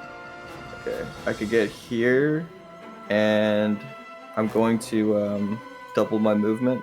Sprint? Dash. Dash, yeah, thank you. I'm going to dash, get another 60, 40. I'm going to action surge and try and grab one of these two people. Whoever Take your I pick, can. man, left or right. Oh, God, you're going to make me choose. Yes, You got sir. Pointy Hat and what does this token look like? Old woman. Sorry, Granny. Oh, the Pointy Hat. You gotta save your fellow granny, dude. That's true. This is a hard choice, guys. All right, back off. I'm gonna go for Pointy Hat because there's 2 surrounding him, so the likelihood of him escaping is like probably fewer, I'd say. And then I still have 20 movement, so I'm gonna move 20 feet away with Pointy Hat, and then that's my turn. He's just gonna throw him on Chimera and be like, "Just run!" Pointy Hat gets like it's just on Chimera. She's like, oh, thank you. And you see the legs, just punctured from the vines, and then also his clothing being torn apart as he was fending off the creatures around him. All right, it is now Calamity's turn. Yay. She is. Where is? Yeah, she'll go ahead with poison spray for the one directly in front of her. So what would it be? Is it a cone? Mm-hmm. If you want to move, you could probably angle it in a way where you could get all 3. Maybe. Let me see. Because it's a 30-foot range. God damn. Yeah, I mean, honestly, you could probably be on the edge of here and just aim it towards this direction. All right. Then she's gonna come over here and do poison spray. So it'll be all 3 of those guys. All 4. All 4 of those guys. Apologies. I'm not hitting shit. What the fuck? I'm so mad. Damn, this thing is not rolling well for you. It was on the 15 and then it slowly went boop to the 5. I'm so mad. I'm sorry. Yeah, I'm just mad. All right, Your time will come. 5, 10, Your 15. time will come. Oh wait, didn't I have guidance? What does that do? Oh, Add the you D4 get to the roll. D4. That help? Potentially. Fuck it. A 2. Nah, they don't do shit. All right, whatever. That'll be it. I'm not doing nothing. All right. This game. All right, Aramis. Oh, I'm sorry. No, actually, it's the Yep, big guy's monster. turn. That is my Yep. bad. Yeah. That's fine. Go ahead. Oh, man. Vim, Yes. your compel duel did not work. You got its attention. Okay. So it's going to go ahead and run immediately towards you. Bring it. And it gets multiple opportunity attacks, which Valoran, you'll also get to make as well. Let's go. Nice. This guy's getting beat up, and he does not care. All right, Vel, what you got? 18 to hit. 18, it definitely hits this guy. 9 damage. Not Nice. Ooh, Max jeez. damage. Let's go. What are you hitting him with? The scimitar? Yeah. Nice. How does the slash look like as you're delving into this guy? Just quickly unsheath it and try and cut him like right behind the knees as he's running. You take out the blade with your metallic arm, and you just hear metal on metal for a moment, and then you just slice on through, hitting flesh. But this guy is going to go ahead and attack you, Vin. The first strike going to be 17. Hits. Okay. And with that, I'm going to need you to make a Constitution save for me. Oh, okay. 10? Fails. So 5 points of slashing damage Okay. and 8 points of poison damage. As when you get slashed into this by this creature, it delves its palms or its claws into your shoulders, and you start to feel the ichor begin to seep into your bloodstream. He kind of just... It looks familiar, doesn't it? Yeah, very familiar. Yeah. Okay. I'm gonna do my best to push it off of me, but yeah. Get ready for what's coming up next. All right. Oh, it's gonna go swing again at you Okay. with multi-attack, Yeah. and that's a 17. I need you to make another con save. Okay. Come on. It was right there. Oh, so close. 6 points of slashing damage All right. and only 4 points of poison damage as it delves its other hand into your shoulder, on your other shoulder, essentially holding you in place as it's looking at you. You see the giant maw, and as it opens its mouth, you see the sharp teeth almost about to consume you. Yeah. He kind of brushes the first one off, but then the second one, when it gets into the shoulder, he's like, and he's breathing really heavy, and there's a little bit of panic on his face. He didn't expect it to charge actually at him when he didn't feel the spell take effect. And Okay. this one goes in, and this one is just wrecking havoc amongst these two. What you notice is this is the one that was originally, or not the original. This creature does not take another form. And Vim, you notice this as well.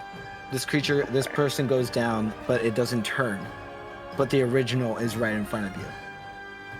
And is trying to make another one of its copies. Yeah. Okay. All right, Aramis, now your turn, buddy. Alrighty then.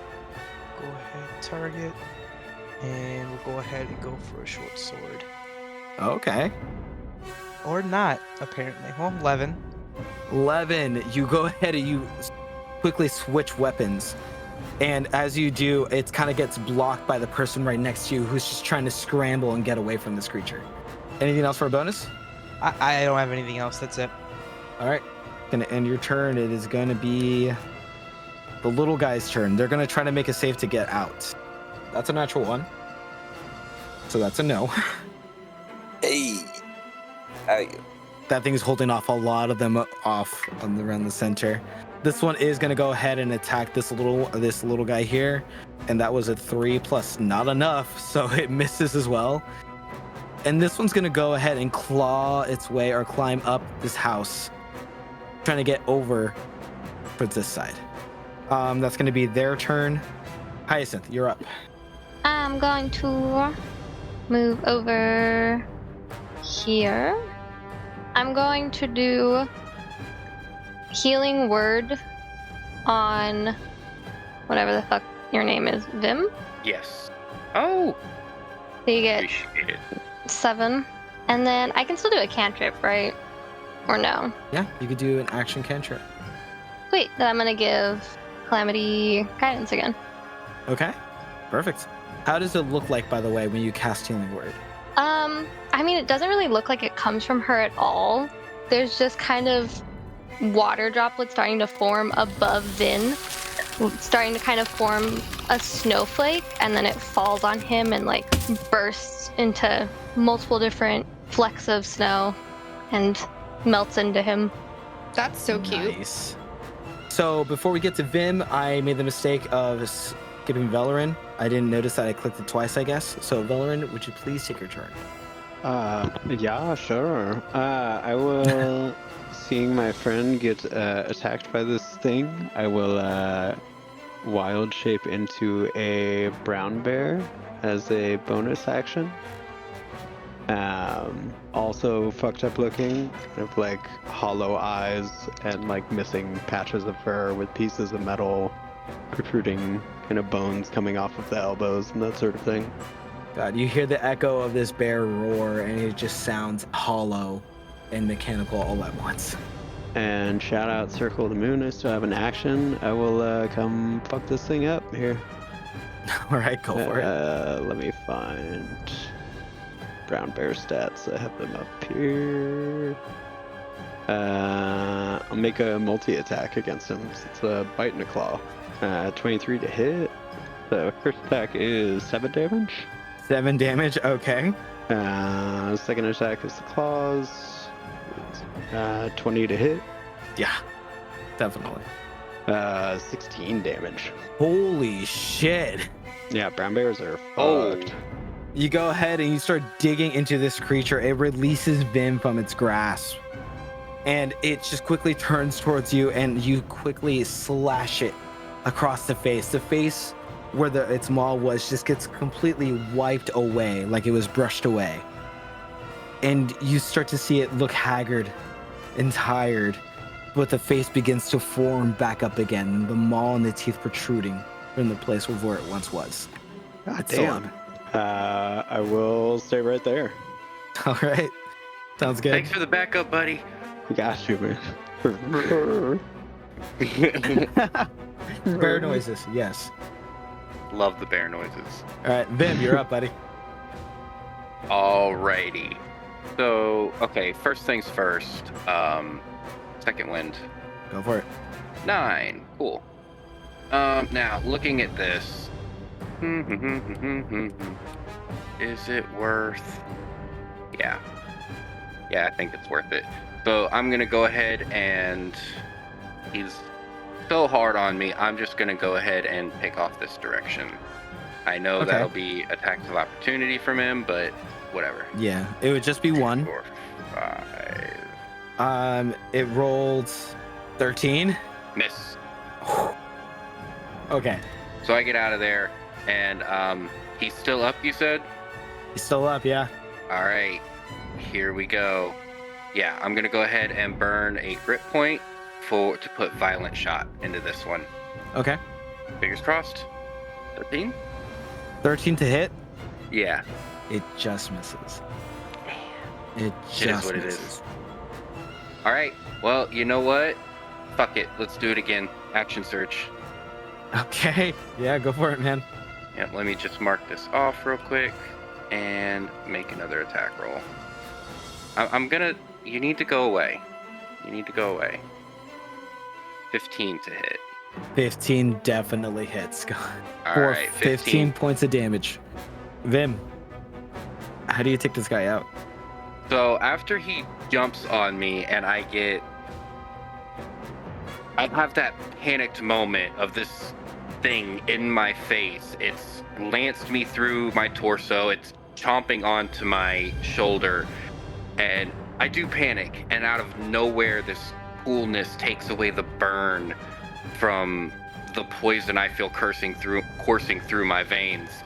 And the head disappears as a bear takes it out. I run, I turn, I look at it, and it's still formed together. I'm like, no, you go away. Bang. You fire, and a little bit of light shines from the barrel, and you quickly dispatch this creature. As it falls to the floor, dead, beginning to bubble up again in that black ichor. Would you like to do anything else, sir? I yell out, stay away from it. Don't touch it. And that was... I'll go ahead and move over here and try to get a little bit closer to everybody else. That's it. Okay, cool. All right, Ursiri, it's your turn. All right. Went supernova, but it worked. Going to, with my free action, take out a sickle. Okay. With my bonus action, I'm going to cast Armor of Agatha. And then I'm going to, with my action, cast Toll the Dead on this one. Okay. And then you make a save, right? Yep, 13 wisdom. What's our wisdom at? Yes, this might be... No, not even close. It's 10 total for the wisdom save. 5 points of damage. 5 points of damage. The same thing described prior just bursts from your hands. Just the tint of green begins to form around this creature, and as it does, the dark hues becomes tinted green as well, kind of like an opalescent. And you start to see it shimmer at a moment and just grabs its head, and it screeches for just a moment as you hit this guy for 5 points of damage. And then I'm gonna move over here and then end my turn. All right. As you walk up, the guard is honestly looking terrified and frightened. And it just looks at you and just like, I don't know what to do here. I don't know what to do. I don't know what to do. And it's completely freaking out. And you also look to your right and you see just a tiny little ball of ichor just fiddling around, just chilling at the moment, right next to you. I tell the guard to leave, and then it's my turn. All right. Top of the round, it is now the people's turn. Grandma has it in her to try to disengage from this creature and run away towards where Erner is. There you go, Grandma. You get out of there. And she's off the map, and so does this pointy-handed guy as well. All the people begin to move, just barely. This guy is just literally hunched up against the wall and just slowly going past this as you guys are fighting this creature. And that's going to be essentially all the people's turns. I'm going to still keep on moving a couple of others, but Erner, you're up. All right. Okay. I'm trying to think of a scripted way for Brendan to go to bed, but also for Erner to do something before he leaves. I would say just do something, and then I'll play your character out if anything comes up. Amazing. All right, I'm gonna just kill the ichor in front of me. I think I'm gonna try. This little guy right here. Go for it, man. Yeah. So I'm gonna charge in, and Erner's gonna scream. This is the last of the energy from Brendan, but Erner's got so much energy, and he's just gonna scream out like "For Brynwall!" and then he's gonna charge and make an attack with his halberd. Whoa. 25 definitely hits, and you do take this creature out. These things do not have a lot of hit points. Amazing. Okay. I'm gonna try and get more into the action here. So I have 60 feet, so 5, 10. That entangle spell is bonkers for this kind of combat. Hey. Oh, nice. Love it. So sorry, the only enemy left is this guy here. Besides Yeah, one of the bigger threats is definitely going to be this guy right here. Okay. I'll try and make my way down. So 15. Oh fuck. 55. And I'll just.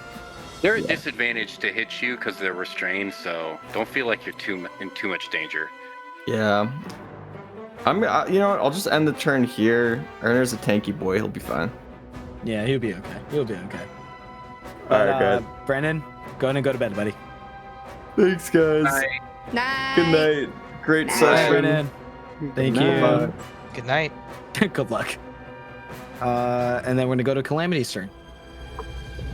Calamity looks extremely frustrated with herself. Very, very irritated that everything she's doing isn't hitting. Hyacinth behind her definitely see two very big antennae like against her neck trying to calm her down. And she's going to do poison spray again at these guys. So 21 hits the three of them? Yeah. 4, including Erner. Oh, fuck. I forgot about Erner. That's okay. He's a tanky boy. I would say it makes sense. Calamity's pissed off in this moment. She doesn't care. Yeah. She did 11 damage. Fair.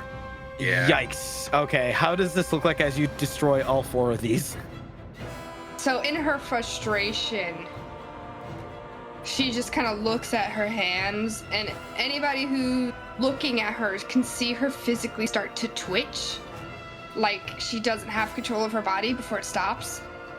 And then she just brings both her hands to her lips and opens her mouth, pulls something out of her mouth, and as she pulls it out, it's a flower. And with the flower, she puts her lips to it softly, and as soon as she puts her lips to it, the flower petals burst away, and as they burst, they disintegrate into this powder, a gas, just almost towards all of them, just filling up the 30-foot cone. And as you do, you start to see the pollen, or this powder, seep into the ichor, and you start to see it begin to boil and bubble. And as it does, you start to see them begin to just turn into liquid and turning into a bright white instead. You also see, as you finish this move, there's a guy behind you kind of using both you and Hyacinth as cover. You kind of turn around quickly at a moment, and you still have that angry expression on your face. And after just doing that, he's just looking at you. He's like, ah! And then he just tries to run away. Amazing. Calamity she doesn't even roll her eyes or react. She just turns back. She's just like, I'll kill him. Kill him. She's mad. It's funny because the first thing in my notes under Calamity's name is fun scary. I'm excited to flavor her. All right. Adamus, it is now your turn, sir. Oh boy. Let's see if my luck changes. Valoran, you're up next. We're gonna go for another short sword at this point on the same guy. Mm-hmm. 14? 14 hits. Carve him up. But That's still, fine. 5 points of damage. You go ahead and slice into this creature, and as you do, you see the black ichor on your blade begin to try to take hold of the blade itself, but quickly falls off. Anything else, sir? I can't do anything else. Move on. Okay. Valoran, you're up next, buddy. Hyacinth, you're on deck. Big bear coming through. Yeah, I will go attack the nearest thing. Where the fuck is There's a thing over here, and then the big guy down here. Yeah, I forgot about that little guy. He's gonna go next if he survives this onslaught. But they go before me, yeah? Yeah, but you could go ahead and go. No, No. I tapped out a roll 20, so I need 2 seconds anyway. Okay, well, this guy is gonna go attack Osiris since he walked up right next to him. Ooh, that's a 17 on the die plus stuff. 3. That probably So hits. I would say he gets in front of you, and you see this little creature just latch onto Osiris, and at the spot that it's at, it begins to deteriorate your robes and burn your skin. Well, it takes 10 points of damage, and how much do I take? Oh my god, it does. Oh yeah. Let's Oh, go. So you take 2 points of piercing damage, but I also need you to make a con save. DC 13. Ooh. Okay. So you take 2 points of piercing damage as it embeds its claws, and then once it begins to burn, you take 10 points of poison damage that begins to seep into your skin. But how much damage does it take? 10. As it begins to hurt you, what does like essentially your armor of Agathis look like? How does it portray? Is it just like the flames begin to envelop you or anything like that? Yeah, I like that. You start to see the flames from your lantern whisk out of it and begin to shroud you in a flame of like very thin embers, and it quickly burns this little creature off of you. Lashes out at it. All right, Valorant, it's your turn, buddy. Oh yeah. Wait, so what's still alive? Is it just this one guy? It's just a big guy right now. Yeah. All right. I will drop concentration on the vines so the people can get out, and then There's just Erner. just her. Everybody else is so dead. you can get out. 40 feet of bear movement. Run over Jesus. here and multi-attack this guy. Go Has he been for it. hit already? Yeah, he's been hit. Yeah, he's Alright. definitely been hit.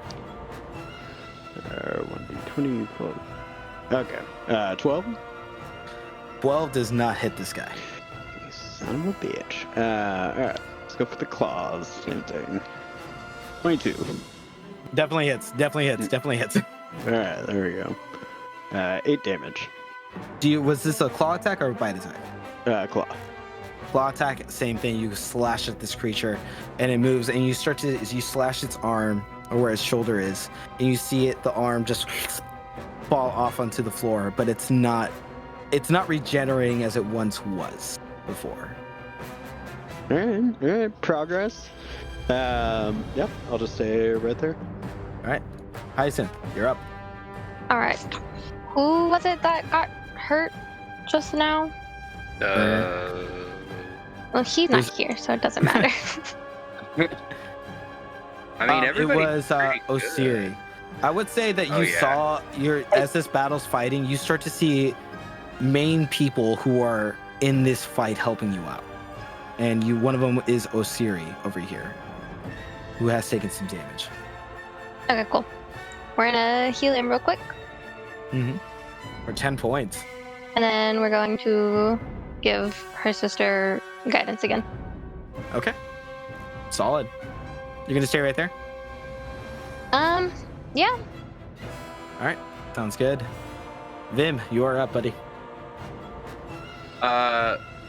We'll make this pretty simple. I'm just gonna shoot at the guy. Go for it. Damage, big damage. 13. You go ahead, you fire, and you honestly, following Velerin, you shoot off the other arm, and it just plops to the floor. And it just dissolves into a liquid of black ichor. And I would say, Osiri, you see an older gentleman with strange mechanical weaponry that seems like just mini cannons on his hands. And you notice the light in your lantern begin to flicker in this person's direction. Anything else, Vim? Nope, that seems to be it. End turn. Osiri, you're up. That mother's still up. I'm gonna just Eldritch Blast him. Barely. He's missing like both arms at this point. Yeah, he's just gonna be delving deep into that. Oh, I just rolled damage. Yeah.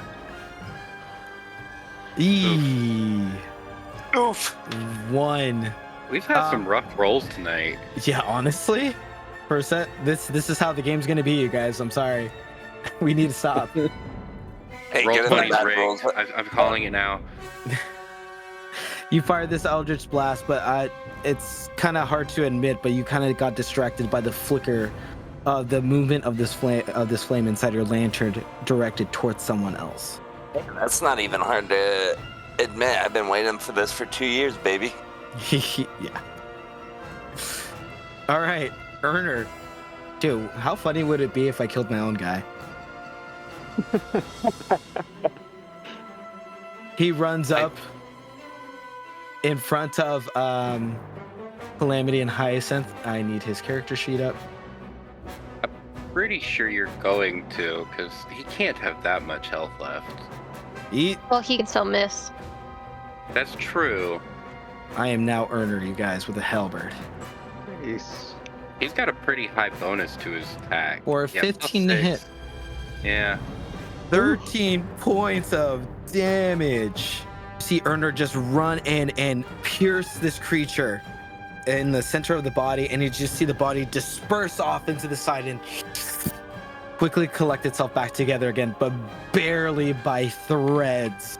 Oh, man. And that's going to be for Earner's turn. Calamity, you are up. Just like, flick him in the forehead or something. Just knock him down. I'm gonna do something that I think would look cool, but might not be enough to kill him, and I'm probably not even gonna hit. Calamity is going to angrily walk over here, but she's walking over here very, very like, I'm a noble woman, get the fuck out of my way. Like, she's mad, she's irritated. This whole situation has her pissed off. And almost out of thin air, like from the palm of her hand, a like bubbling poisonous thing starts to form, and it just gets bigger, but as it gets bigger, it stops going up and it starts going sideways, and it slowly forms into a scythe, and she attacks. I do flanking roll, so you get advantage if anything. Well, it's Nice. a 21. Roll That fish for crit that crit. You Yeah. ain't got a fish. Go fishing. Oh my god, it was on the 20 and then it moved to the 8. I'm so mad. I was so excited. Well, You still got a anyway, 21 to hit. Roll a damage. 21. And Come on. I'm just gonna write down how many more points it has. Done Because yet? the guidance doesn't go to my attack, right? No, just the No. damage. Or just Damn. just 2 attack. But I do get to add something to this, don't I? Because of Calamity's poison. Yes, you do. So what do I add? I want to know before I make this, so I know what I need to get. Like, is it a D4, D6? I don't remember what. It's a you said. D4. It's a D4. It's a okay. D4 for now, yeah. Ooh, nice. So 12 poison damage. I don't know if you can see that. Damn. Left. Ruined. So how do you take this guy down? So after this scythe bubbles and forms into her hand, she is very anime stereotypically walking up with it behind her, and as it begins to form, it starts to get longer than it can be to not be scraping on the ground, and as soon as it solidifies, you just hear, you think it would sound like metal against the cobblestone, but it actually sounds like if you were to take a giant slab of wet meat and were dragging it across a meat grinder. Ooh. Before she lifts it up, and she just does one-handed, one fell swoop with the swipe across the guy, starting from his upper shoulder down his torso, and he gets cut. You go ahead and slice down on this creature, and you see it face disgusting and horrific, and you just hear this belting scream as it echoes everywhere, and it just begins to disperse as the blade begins to cut across, bubble and curdling until it falls to the floor and that's the end of combat, as everything here is dead. Completely dead. Bonzo. As this combat finishes, people are still dispersing from the town center. And you guys finally get a moment to breathe. Vin, you begin walking towards your group, the brown bear, your companion, as he jumps into the fray. And Osiri, you see the flames flicker towards Vim. And as he begins to walk, you see the flames just following. I would immediately run over to him and be like, Sir, can I have to ask you something. It's of utmost importance. Looking, I clock him, and then I look around at the ichor and dead bodies, and like this angry woman with a scythe who seems like she's 12, who for a second felt like she was like 12 feet tall with her anger. Yeah. Now? Okay. Yes, it's of utmost importance. You see, I'm on I guess you could call it a pilgrimage of sorts for my patron, and I've been here for 2 years, and I know it sounds weird, but I know I have to follow you with your travels for the next part of my journey.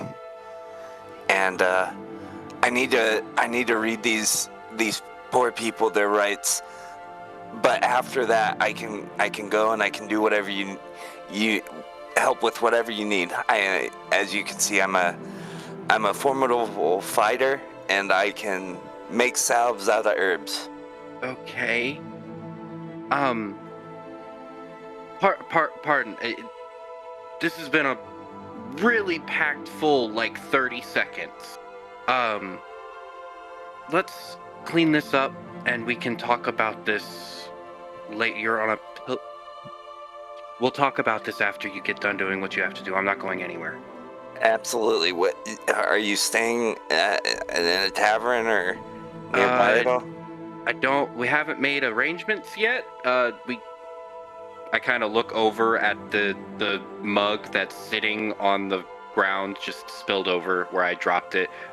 My first drink back on land was interrupted. Haven't gotten that far.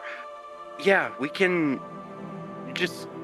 Yeah, I'll be over here in... What was it? The Broad Chicken? The thick chicken. The broad chicken. The broad chicken. I'll be over here in the chicken. And I said, thank you. And I kind of scurry off in the directions of the bodies to go read a prayer over each one. You begin to do so. Yeah, I watch him, kind of wander off. And I take a moment and kind of collect myself, and then turn to my left, where there's... I don't know if you're still a bear or not. I don't know if you want to just hang out as a bear. I mean, I would want to, because that's cool as fuck.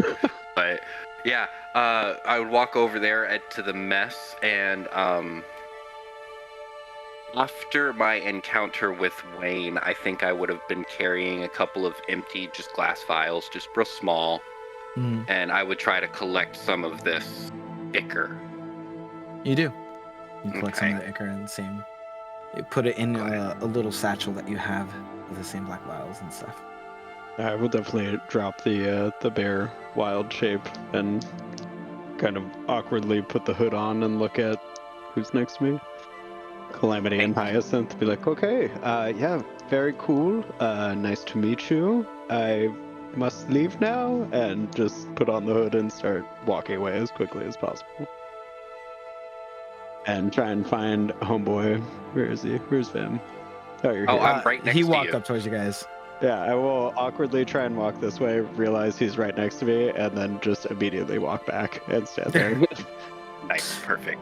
As this happened, Aramis, I see you moved over to the creature, the original. Yeah, Aramis currently does not care right now for any sort of like interaction. He's more of like, I need to figure out what this is immediately, because I think he's very like that connecting it with what he encountered with Erner before. You could go ahead and make me either a nature or medicine check for me if you'd like. Okay. Oh, I got a 20. 30 20. Nice. Okay, so with the 20, strangely enough, you don't sense a connection with the things that you have going on with Erner, but you do notice the texture of this thing, this black ichor, and it kind of reminds you of something of home, which is startling. I need to do a check for that, for like something from home, possibly. To kind of look through. I would say Or- with the 20, I'll say we'll hold on with that 20, but it's gonna take a Yeah. little bit of time to get to it, like That's to fine. really connect the dots on that one. Yeah. But as you're searching this body of just black ooze on the floor, you see Rovan kind of like silently stepping up towards you, bags, like his arms are filled with bags. He's just like, well, you guys did a great job, but I guess this works out even better for an explanation later. And you see him dig his hand inside the ooze, and he picks something out of it, and he starts walking towards the group. Excuse me, who are you and what is going on? Thank you for the backup, by the way. And I look at the two girls. Thank you for the backup, by the way. That helped a lot. What? Who? Why? Huh? Nobody. Okay. Rovan walks up at this moment, and he just looks towards you all. It's like towards Erner, towards Hyacinth and Calamity. Wow, you guys did absolutely amazing. Didn't think this was gonna happen here, but well, this is not the first occurrence that this has happened. So it is strange bits of fate, I guess you could say. And he looks towards you, Vim. Oh, I've been waiting for you as well. You're gonna follow us later on, okay? You know Geo. Okay. No, Geo, no, I don't know Geo at all. But I do know that you know this. And you see his hands covered in the dark ichor, and you see a card familiar to you between his fingers, drenched in that black ichor. His demeanor entirely changes. His back stiffens up. Yeah. No more questions. He just, boom. Okay. Right. And he gets your coat, slips the card into your coat, and he pushes a couple of the bags that he has in his hands onto you. Make sure you take care of those, or else she'll be very upset. Oh, I hope you have a bed for me to stay in, at least, if I've got to carry this stuff. Oh, we got lodgings for you all. And he looks towards Valoran. You, though. You, I do not have any records of. He's with me. Is he now? Interesting. I said so yeah. More of Very a study interesting. abroad program, I suppose. We're figuring it out. Right. I'll believe you for now. I'm convinced. Okay. You're more than welcome to come along. And Asiri, you begin to make your rounds, and you finally get to the group with Vim, taking care of these bodies over here on this side. And as you get closer, you start to see the flame in your lantern split into 6, each directing to every person in this party. I just kind of go silent and like staring at my lantern. I don't know if anyone is actually paying attention to me, but it's just like I don't know, I'll ask you, DM, crazy thoughts going through my head. with a passive perception of 18, do I notice? Yes, you do. And so does Aramis if he's there. Yes. What about a 16? 16? I'll allow it. Yay! Okay. You start to notice this as everybody's gathered together here. Rovan looks towards the girls. You two did fantastic. I'm sorry I couldn't help. I was too busy getting something for the missus. I hope you understand. She likes her things, let's just say. It's no problem. I suppose. She looks like she's saying that through gritted teeth. She's very upset. Yeah. Rovan just smiles. Great. And I promise, they're looking towards Hyacinth. I promise there will be suites wherever we're going, and a bed to rest on for all your companions. It is the least we can do. I'm sure she should be done by now, if anything. So, are you all ready to take a leap of faith and join me in what's could possibly be Something that'll lead you to the right direction. Does a side glance towards Osiri. I mean, you already handed me, and I hold up the bundle. I guess I'm in. Yeah. Yeah. I'll go too. Valoran, what do you think? Do you want to figure out where the black goo comes from? I suppose so, if you trust him. This is good enough for me. I don't trust him at all, but I gotta figure out where this is coming from. Okay, then we will go. No offense, whatever your name is. Well, Hyacinth, do you mind if your big sister is a bit selfish? Can we do this? I want to study this ichor. I guess. Doesn't seem like there's really anything else to do right now. Thank you. And finally, Rovan looks towards Aramis and Erner.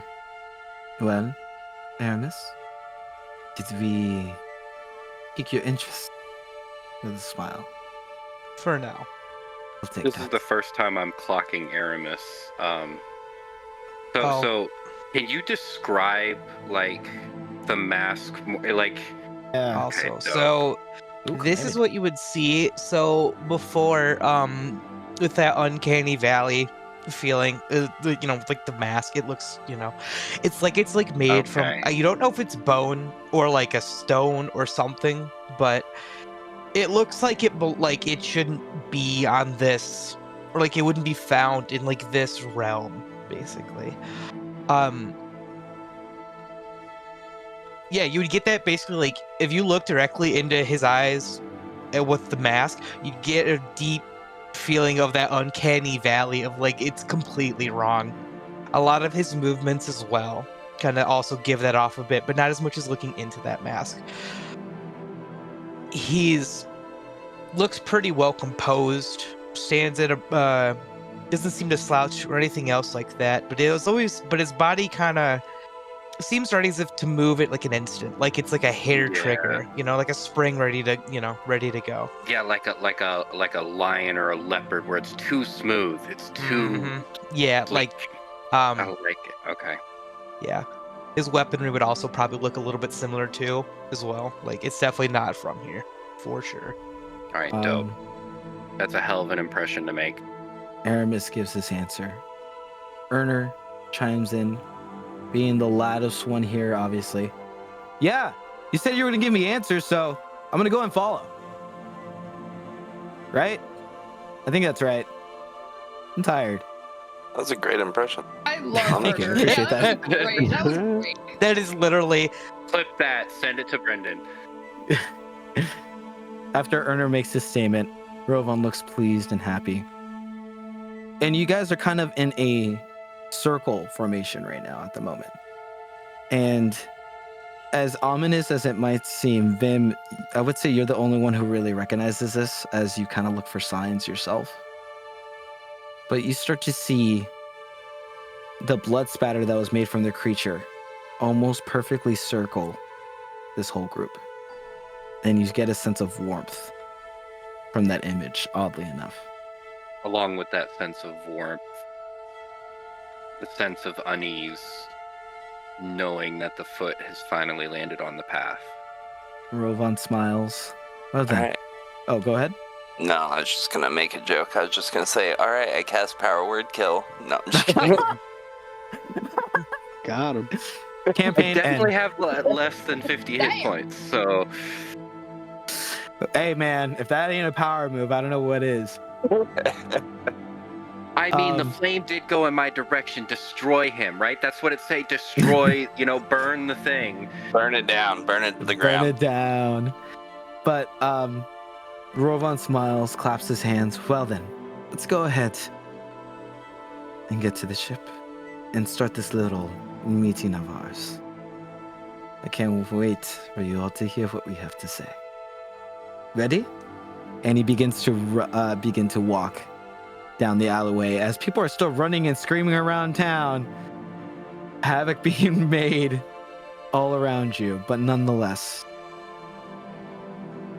you guys have been granted a moment of direction and guidance that, unfortunately, kind of hard not to follow.